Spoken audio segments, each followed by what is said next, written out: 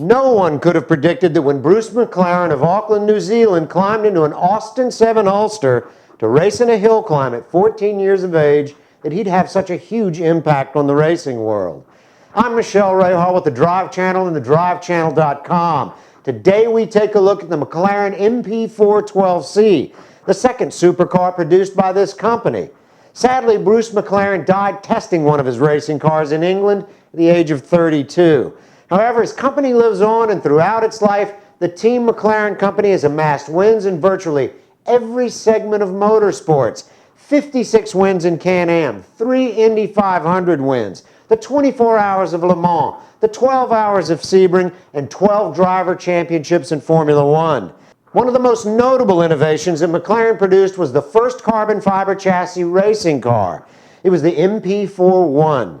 Beyond Bruce McLaren's death in 1970, the company languished at times, and then it merged with Ron Dennis's Formula 2 team. The rest is history, and Dennis has produced this latest road car, the McLaren MP4-12C. It's hard to follow an act like the first McLaren road car, the McLaren F1. That was built from 1992 to 1998. This car broke all the rules and records, having set a top speed of 240 miles per hour. It's still the fastest normally aspirated road-going car in sheer top speed. It had 3 seats. The driver actually sat in the middle, and it was made of the most expensive materials such as carbon fiber, titanium, and gold. This is still one of the most collectible cars in the world, with only 100 produced.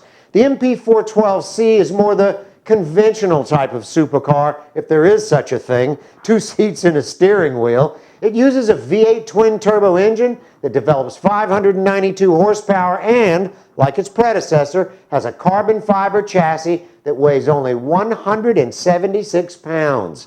The transmission is a 7-speed dual-clutch paddle shifter type that shifts much faster than a human can. The steering wheel itself was modeled to the exact thickness of the racing Formula One car to fit the human hand. This beautifully simple car also has a technical ringer, and that's the brake steer feature. When you go into a corner, the inside rear wheel slightly brakes itself to counteract any understeer, or push as it's also known. Like the F1, the MP4-12C has no large wings, but it does have an automatic rear wing that elevates at higher speed to give the car more rear downforce and stability. The engine's produced solely by McLaren as opposed to sourcing it out. The previous F1 model had a BMW power plant, but McLaren Automotive wanted complete control over this one. The engine, drivetrain, steering, and all other mechanical features will be fitted with all the driver aids that many of its competitors are going to have. Bruce McLaren was one of my childhood racing favorites. He quite clearly believed in excellence and everything having a purpose. He said, and I quote, "To do something well is so worthwhile that to die trying to do it better cannot be foolhardy. It would be a waste of life to do nothing with one's ability, for I feel that life is measured in achievement, not in years alone." With that, I'm Michelle Rahal for the Drive Channel and thedrivechannel.com. Next episode, the Porsche GT3 RS.